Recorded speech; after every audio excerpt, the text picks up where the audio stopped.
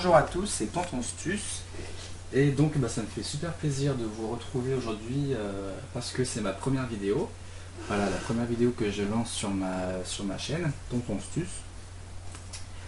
Et donc cette première vidéo va faire partie d'une série complète de vidéos qui va regrouper donc mes astuces, mes bons plans, qui vont permettre d'économiser de l'argent au quotidien.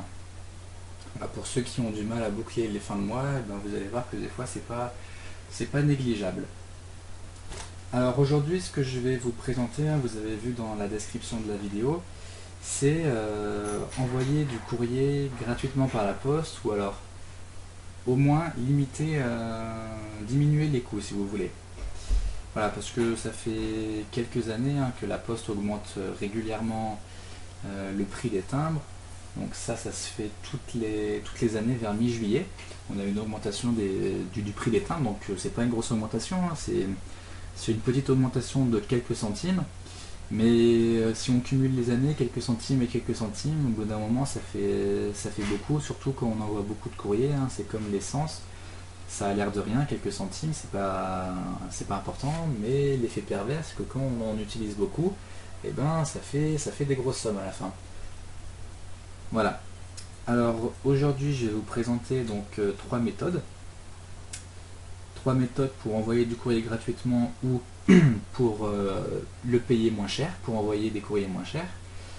Alors la première méthode se base sur la validité permanente des timbres. Je ne sais pas si vous le savez, mais je vais le dire pour ceux qui ne le savent pas. Les timbres ont une validité permanente, c'est-à-dire que si vous allez acheter un timbre aujourd'hui à la poste, il sera valable toute votre vie. Voilà, vous l'avez acheté 56 centimes, il sera valable toute votre vie. Même si le lendemain, donc là j'ai acheté mon timbre ce soir, et le lendemain on a une augmentation de 10 centimes sur le prix du timbre, votre timbre restera valable. Voilà, donc c'est quelque chose d'important. Et du coup, moi ce que je vous conseille de faire, c'est d'acheter vos timbres en grande quantité, parce que c'est jamais perdu, vous aurez toujours du courrier à envoyer toute votre vie.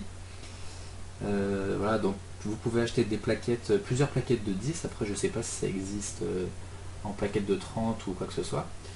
Mais quoi qu'il en soit, achetez plusieurs plaquettes, vous vous rendrez compte que c'est jamais perdu si vous les stockez bien, et puis vous verrez qu'avec les augmentations du prix du timbre, vos timbres seront toujours valides pour envoyer un courrier. Et ça c'est vraiment bien. Voilà, donc première technique, c'est faire son stock de timbres. Ensuite, deuxième technique, qui va nous permettre donc d'envoyer du courrier gratuitement par la poste, et bien sûr légalement, parce que c'est important. Alors, pourquoi gratuitement? C'est quelque chose que j'ai découvert sur internet en fait. C'est quelque chose qui a débuté aux Pays-Bas, donc en Hollande. Et donc c'est une boîte qui a développé un principe, c'est-à-dire qu'ils vont vous envoyer par semaine un certain nombre d'enveloppes. Donc je ne me souviens plus exactement, mais il me semble que c'est 5 enveloppes que vous pouvez recevoir, 5 enveloppes par semaine et par foyer bien sûr. Et donc ces enveloppes sont bien sûr gratuites, et le plus important c'est qu'elles sont timbrées. Alors bien sûr, il y a quelque chose qui se cache derrière, c'est tout simplement le principe de donnant-donnant, c'est-à-dire qu'ils vont vous envoyer une enveloppe gratuite timbrée, et en retour, vous, au dos de l'enveloppe, vous allez avoir une publicité.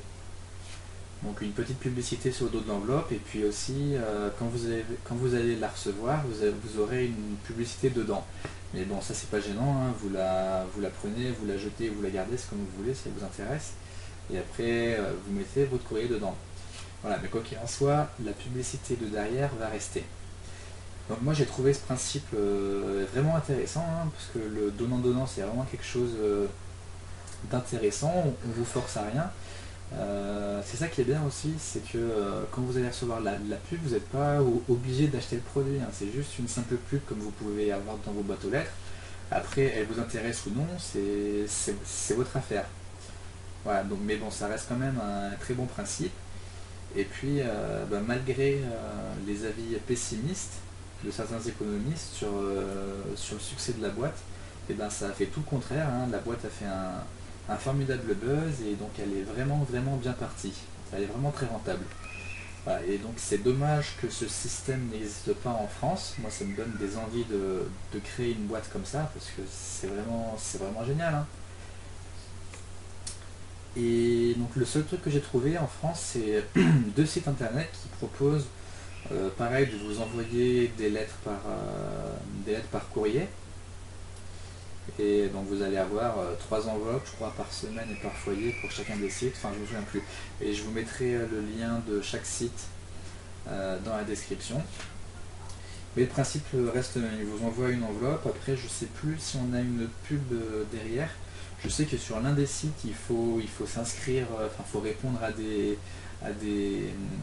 comment dire, oh, je trouve plus le mot, à des questionnaires là, commerciaux, enfin, pour cibler, cibler les besoins des gens. Voilà, donc ça c'est pas très intéressant à faire. Il faut répondre à plusieurs trucs, s'inscrire sur des sites pour recevoir aussi les enveloppes. Alors que sur l'autre site, en 2 clics, c'est commandé. Par contre, mauvais point, c'est que sur les deux sites, les enveloppes sont souvent en rupture de stock, hein. J'ai rarement vu en allant sur le site qu'il y avait des enveloppes disponibles. Je crois que je l'ai eu qu'une fois ou deux, c'est vrai que j'ai pu en commander. Alors après, je sais pas s'ils en ont très peu ou s'il y a beaucoup de demandes, hein, parce que je n'avais jamais entendu parler avant, donc je sais pas si c'est une forte demande. Quoi qu'il en soit, ça c'est. Enfin, faudrait y aller tous les jours, je pense, scruter tous les jours si on a des nouvelles enveloppes disponibles ou non. Voilà, donc deuxième méthode, hein, l'envoi de courrier gratuitement avec des enveloppes que vous recevez, donc qui contiennent de la pub derrière ou non. Et donc troisième méthode, qui est ma petite méthode. Donc je préviens, cette méthode elle n'est pas à 100% légale et elle n'est pas à 100% non plus illégale, hein. Moi je pense que c'est moitié-moitié. Je vais vous expliquer pourquoi. Ma technique se base sur le principe de renvoi de lettres qu'on peut utiliser à la poste. Donc le renvoi de lettres c'est tout à fait illégal, hein. Vos parents l'ont peut-être fait avec vous, je vais vous expliquer. Imaginez que vos parents habitent à Paris et que vous, pour vos études, vous allez bosser à Lyon. Donc étant donné que votre adresse natale était à Paris, tous vos courriers, vous allez les recevoir à Paris chez vos parents. Et le problème, c'est que comme vous ne rentrez pas souvent voir vos chers petits-parents qui vous ont élevés, eh ben, le courrier s'accumule chez eux et c'est parfois du courrier important.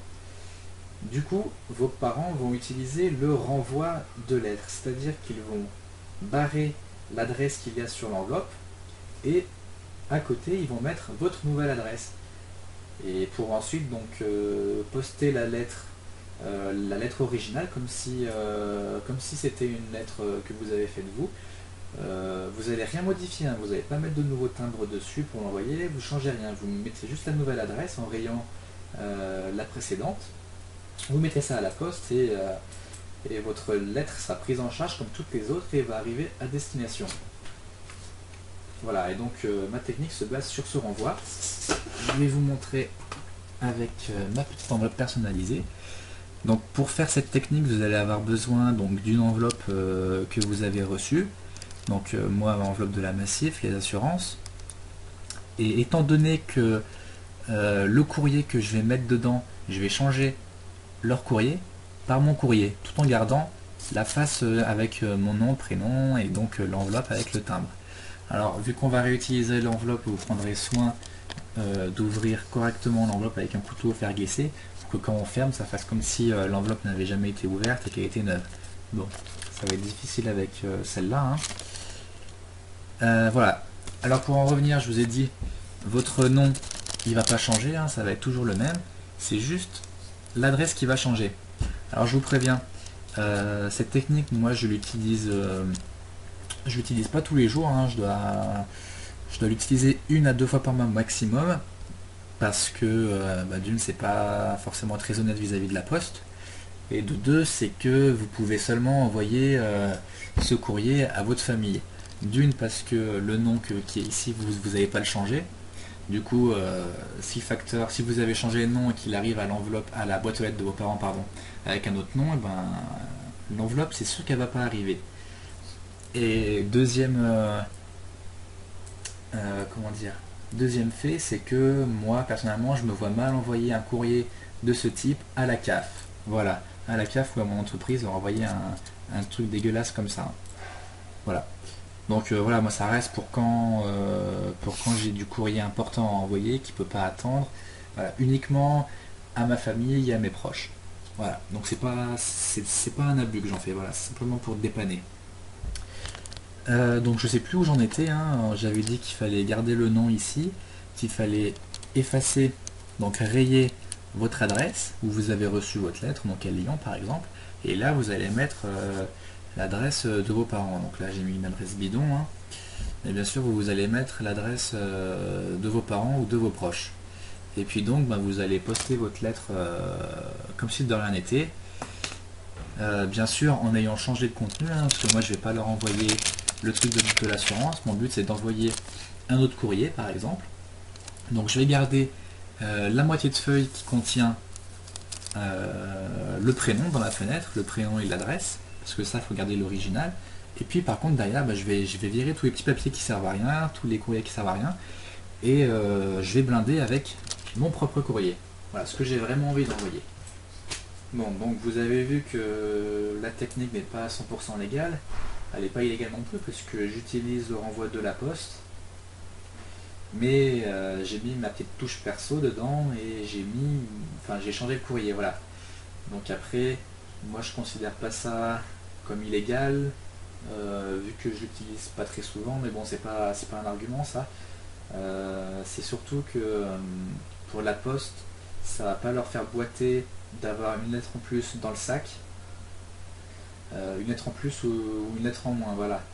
Le trajet il sera fait par le même avion, par la même voiture, avec une enveloppe en plus. Voilà. Voilà, c'est ce que j'avais à dire. Après, pour ceux qui douteraient de la méthode, si elle est efficace, si mes parents reçoivent vraiment mon courrier, bah, ce que je propose de faire, c'est que les trois premières personnes qui m'envoient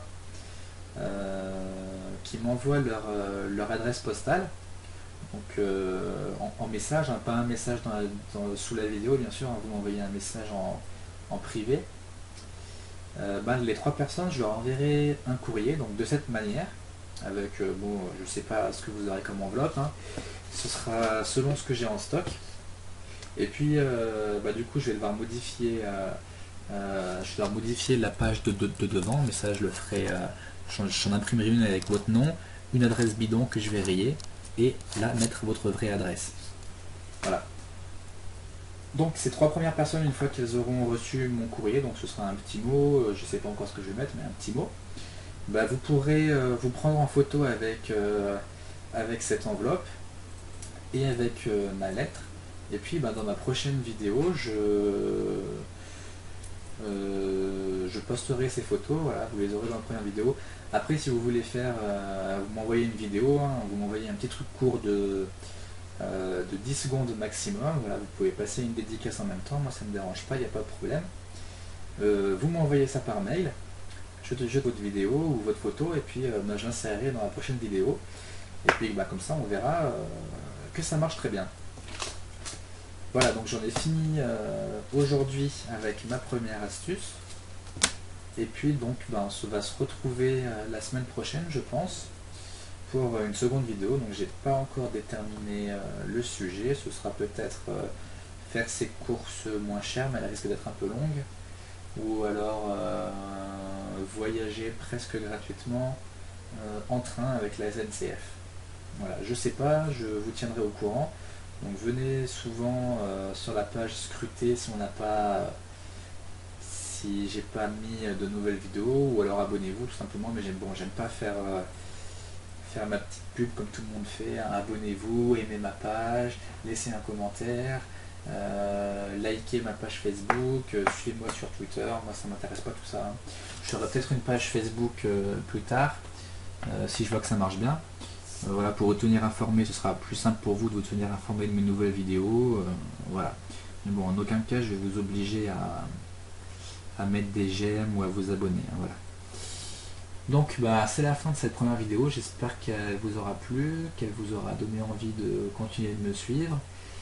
Et puis bah, on se retrouve pour une prochaine vidéo. A très bientôt, salut!